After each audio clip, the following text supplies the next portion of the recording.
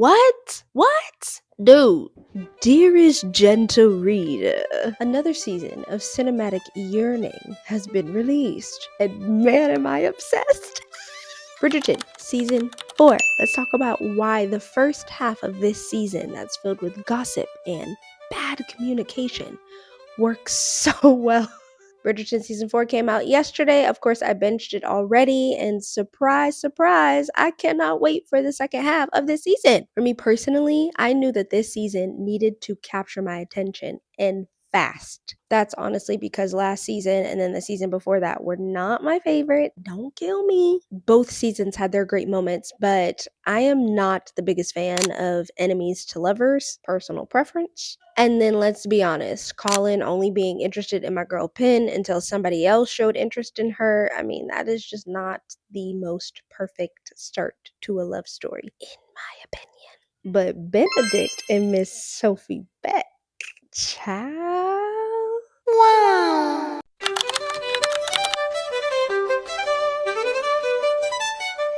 Come chat with me. Let's break it down. The first episode, it is called The Waltz. We start the season off with Benedict. He's living free. No rules or guidelines to live by other than I want to find someone with personality. Someone who sees the world the way that I do. Cue in a spin on a classic tale. We have Mama Bridgerton. She's hosting the first ball of the season so that she can give Lady Danbury a break. We'll talk about that later. This first ball of the season is a masquerade ball, so of course, how would anyone know who anyone is? The Queen, Her Majesty, has regular conversations with our girl Pen because she is demanding some drama and gossip. Because of this makes Pen a little frazzled, but honestly, I like where this is going. I was a bit concerned on how they were going to continue the narrative now that Lady Whistledown has revealed herself in season 3, but it seems to work well for the story. I don't think people really care about who Lady Whistledown is, but more so care about just gossip in general. It's about the information, not necessarily the source, and I think it works. We've got our girl Francesca, her husband John, I think his name is, and Eloise. They are back from Scotland. She's on a mission this season, and we will talk about that. Everyone's all getting ready for the ball. It's like, oh my gosh, let's get dressed. Let's be different people. Everyone's getting dressed, and for some reason, you're either a pirate or a Greek god or mythical creatures. I don't really know what the theme is. Now, let me set the scene for you. Benedict. He shows up to this party, late, might I add, after his mother requests him not to. But who cares? He's Benedict. He's living life. At least he showed up. He shows up in whoever he is, and in comes our girl, Miss Sophie. She's looking gorgeous. She's looking beautiful, and she's in the center, staring at lights. She's staring at this gorgeous ceiling, and he's staring at her, and he's thinking, that's a girl who has personality.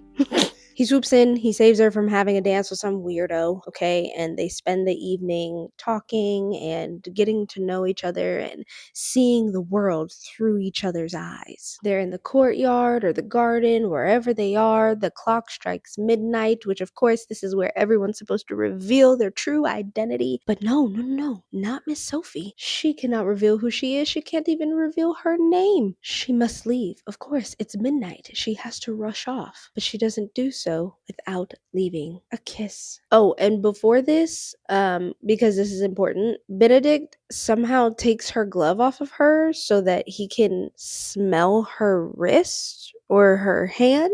I don't know. This is a reoccurring theme for the Bridgerton men. The smelling. Anyways, so because Sophie has to rush off earnestly, she leaves her glove with Mr. Benedict, and she is now the mysterious girl that he has to find. Sophie ends up back at her home, only for us to see that she's the maid. Bet you didn't see that coming. I know you didn't.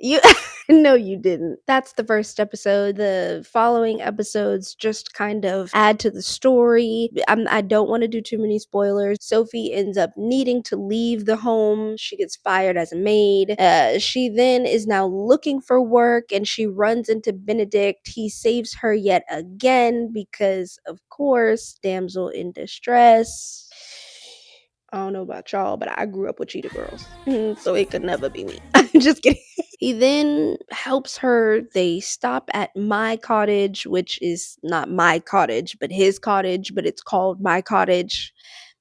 They stop there because they can't travel back to London, and they stay at the cottage for a week or a weekend. I'm not sure the duration. And of course, they grow in closeness, but he could never be with Sophie. She's a maid. They're finally able to travel back to London. He has promised Sophie a position in work, and she's like, "Thank you. I'm so grateful." Said position is to be his maid or his mother's maid. Now, there's a reason as to why he chooses to say, "Hey, come work for me and my family." Again, I don't want to give away too much. She's accepted into the Bridgerton family. They all adore her because who wouldn't? The staff adores her, rightfully so. Fast forward, they are still so very attracted to each other and drawn to each other, but of course we mustn't. And then it gets down to the very last scene in the last episode of the first half, and we'll break that down. First, let me give my thoughts on the first half of the season. I think the plot is done very well. Yes, it's a story we've heard time and time again, but it just works. They know that you know this story, but I think it feels different because they're not trying to convince you it's something that it's not. It's not trying to force a new way in a very familiar and popular plot. It's simply just giving it to you with confidence in their leading roles. The pacing is slower and a bit more delicate, which, as an audience member, almost made me feel anxious because it's so different than what we've had in the past seasons. Long pauses, almost a confession. Something interrupts them, so then you can't say anything. You then long for each other for the remainder of the episode, and then you continue it in the next episode, and the next episode, and the next episode. After a while, it's like, oh my gosh, say something, tell him, do it. But that's why it is so good this time. Again, it's corny. It seems overplayed when you think about it, but it's a slow burn, and I think it works so well for Sophie's character, but also too, it brings Benedict down a little bit, and I think that that is exactly what he needs. I also too think that these two characters have chemistry in ways we have not seen in previous season, and that is really what is the driving force. I mean, Urine, huh? Oh my gosh. She is just charming. I love her. And I mean, one thing about the Bridgerton family, they do know how to be diverse. Okay. And also Luke Thomas. Luke Thompson. He's amazing. One thing that I really appreciate and what feels very different in comparison to the other narratives we've seen in other seasons is that Benedict has been himself in every single way, including when he is getting to know Sophie and falling in love with her. We're not trapped in that, oh, it's the Bridgerton season, so he has to change from what we've known him to be in previous season as a supporting character. No. Benedict has been Benedict through and through from season 1 up until now. They're keeping what they did well with his character, but just expounding on that. It's yummy. Let's move on to the subplots because they are just as juicy as our main plot, and some of it might be even slightly a little more juicy. First, let's go back to what I mentioned about Lady Danbury in the beginning of this video. Lady Danbury mentions to our Royal Highness that she wants to leave. She wants to go back to her homeland. Now, is this a clue to Lady Danbury actually leaving the series? I don't know. Could be, but I think they are setting up for something. The reason why we don't quite know where this is going, but I'm sure a shift will happen, the Queen won't allow it. Absolutely not. That's that. Now let's go back to Francesca. Francesca and her husband are back from Scotland, and they're having a bit of a tiffle. She is struggling to reach her penis. Popsicle. Just context clues, because I hope you understand what I'm trying to say here. I think it is very cute that she's going to her new sister-in-law to gain information because again, this is a taboo conversation. She tries to go to her mother about it, but her mother is like, however, we all know why she's not reaching that with her husband.